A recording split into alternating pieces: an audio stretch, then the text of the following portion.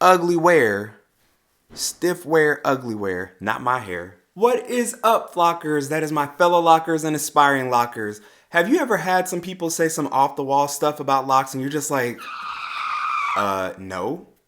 Well, in today's video, we're going to talk about some big misconceptions about locks, so stick around. The number one thing on my list that is a misconception about locks is that it is no maintenance or low maintenance. Now, yes, in between your reties or your retwist, you may not have to do anything with your locks. I pretty much wake up and my locks may be patted down a little bit, so I got to spray them with a little bit of water, shake and go. So in that sense, yes, they are very low to no maintenance, but when it comes time for that maintenance time, baby, maintenance is no joke. Whether you are DIYing it like me or you go to a loctician or a friend or someone to do your hair, maintenance is no joke and it takes a long time. Even on the quickest end of maintenance for people who have thicker traditional locks, it can still take 45 minutes to an hour, hour and a half at the quickest time. So that's 45 minutes to an hour and a half of time that you can't get back or dedicate to something else because you're having to do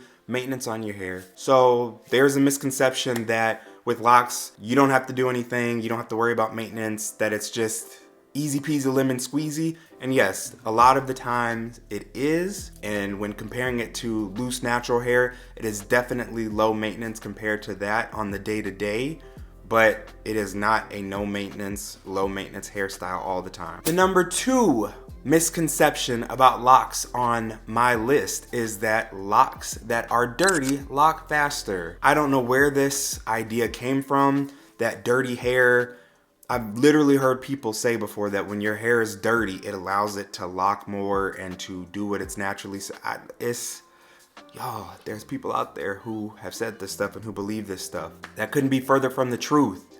Clean hair locks faster. Clean hair locks better. What dirty locks does do is cause buildup and cause you to have heavier locks than you should have because you've got a bunch of gunk and buildup and grime and dandruff and dead skin and other things in your locks that you might have been able to get out had you have washed your hair more often, but you let it sit in there because you thought that your hair was gonna lock faster if you did not wash it and if your hair was dirty. Which leads into the next item on my list, that not washing your locks helps your locks to lock faster.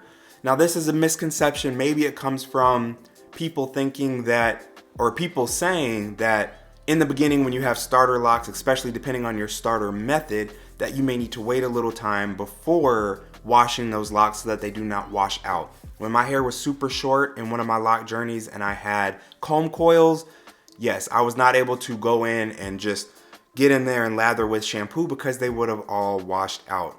Now I did use a stocking cap to wash my hair. If you are wondering how to wash your hair when you have starter locks but you don't want them to unravel and you don't want to wait weeks and weeks and weeks before washing your hair, then you can check out my video about washing starter locks. But make sure to do that after this video. Don't click over there right now. I said roll the thing back, and after this video, go watch it out. Go watch it out. Go check it out. I will not speak in terms of everybody, but I can tell you that in the 4 or 5 lock journeys that I have been on, the more I wash my hair, the more frequently I wash my hair, the quicker my hair locks. Why is this? Because my hair is clean, because my hair is able to expand due to the water. It swells, it expands more, it gets frizzier quicker, so it's able to do what locks need to do in order to mature. They need to get frizzy, they need to get unruly. If they stay in that beautiful comb coil or 2-strand twist or braid pattern or whatever, they're not going to mature. So they have to do all the frizzy and unruly stuff in order for them to get to where you want them to ultimately be.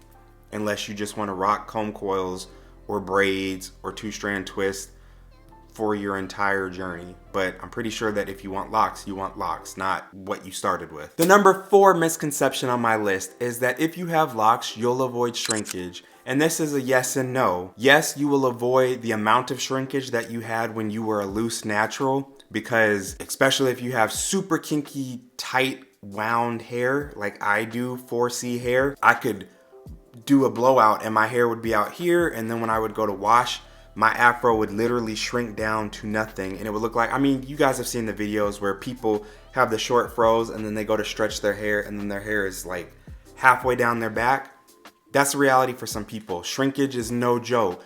And if you think that Locs is going to stop the shrinkage, it's not. It does eliminate the amount and excessiveness of the shrinkage, but you're still going to experience shrinkage, especially in the beginning stages and especially depending on what form you start with.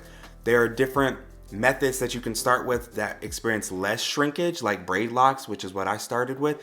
But even with Braidlocs, for several months, they got short. Them things rose up to the occasion and they shrunk.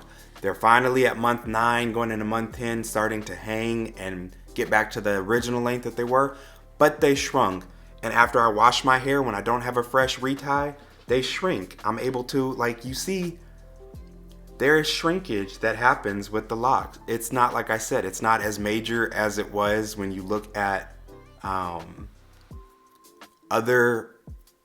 when your hair is loose natural. It's not as severe, but you're still going to have shrinkage. So don't think that you can fully avoid shrinkage even if you have Locs.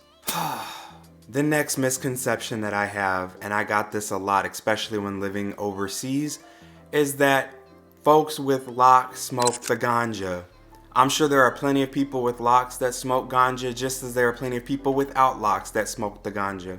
Do you, if that's what you want to do, cool. But don't associate me with that just because of my hairstyle, please. I lived in Russia for 7 years and I can't count how many times people were like, hey, oh, and I'm like, no, my hair has nothing to do with, no, that's not part of the culture of my Locs. It might be the part of someone else's culture and their Loc journey, but it's not part of my culture and my Loc journey. My Loc journey is simply my Loc journey, whether you want to call it for aesthetic reasons. Some people do it for spiritual reasons. Some people do it for aesthetic reasons. To each their own. We're not shaming those who do it for spiritual reasons. We're not shaming those that do it for aesthetic reasons. You do it for what you want to do it for, and that's all that matters. I can't say anything to you about your Loc journey and why you choose to do what you do, and you have no right to say why and how I do what I choose to do. Point blank, period. Number 6 on my list of misconception of Locs is that they are unprofessional. How long are we going to have to go in this world where people are going to tell us that our hair is unprofessional? There are definitely ways that you can show up to work looking unprofessional, whether it's your dress or your hair. But let me tell you, your hair being in a natural state of an afro or braids or locks, that is not unprofessional. Now, if you work in a certain industry, sure, maybe your hair color being super vibrant would be a very big distraction to the clients that you work with or the clientele. So there are times that your hair can be a distraction to what you are doing. But if your hair is not deterring you from doing your work, if your hair is not making you worse and less proficient at your job, then it should not matter what your hair looks like to a degree. I don't mean come to work looking all sorts of crazy, but the fact that your hair being in a fro or your hair being in puffs or your hair being locked makes other people uncomfortable, that's on them.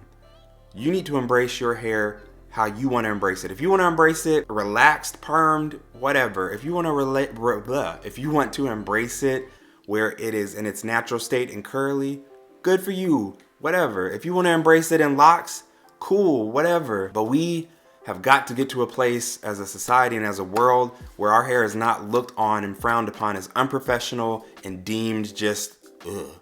Because it's beautiful. Our hair is beautiful in all of its stages and all of its, like I said, whether you choose to relax your hair, whether you choose to be natural, whether you choose to be locked, our hair is beautiful. It is versatile. It can do so much. And the world just needs to catch up and realize that. We're finally starting to realize this about ourselves. And I just need the world to catch up and realize it too. And the 7th thing that is on my list as a misconception of locks is that they are ugly. This kind of plays into the last one I talked about. But come on, society, what you shit? Ugly wear. Stiff wear, ugly wear. Not my hair. Your hair might be ugly, but I can tell you my hair is not. If you don't like the way your hair looks, all right. But don't come for me and mine because you're insecure or whatever, or my hair looking like this makes you feel a certain way or makes you feel insecure. Don't project your insecurities onto me or anyone else. That's all I can say about that. I hope you got something informational, educational, and helpful out of this video. If you did, go ahead and hit that like button and make sure to subscribe to join the flock. And go ahead and check out one of these other videos while you are here. I will see you there.